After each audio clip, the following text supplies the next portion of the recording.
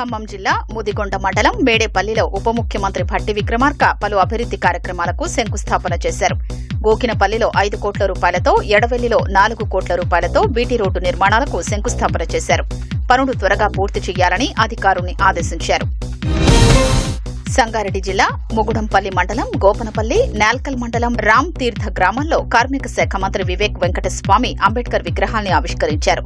అంబేద్కర్ అందించిన రాజ్యాంగం ఫలితంగానే నేడు బడుగు బలహీన వర్గాలకు సమన్యాయం జరుగుతోందన్నారు.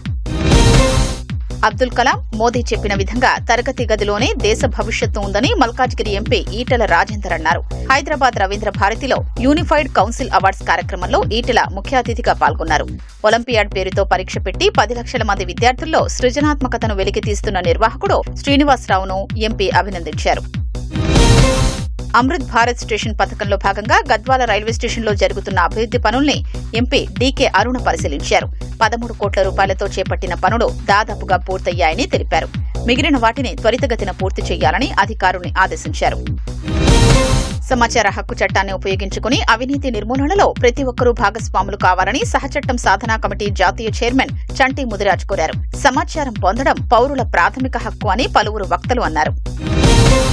హైదరాబాద్ చందానగర్లో ఓ హోటల్లో ఒక మహిళ హత్యకు గురైంది. మృతురాలు సంగారెడ్డి జిల్లా ఇంద్రేశానికి చెందిన నర్సమ్మగా పోలీసులు గుర్తించారు.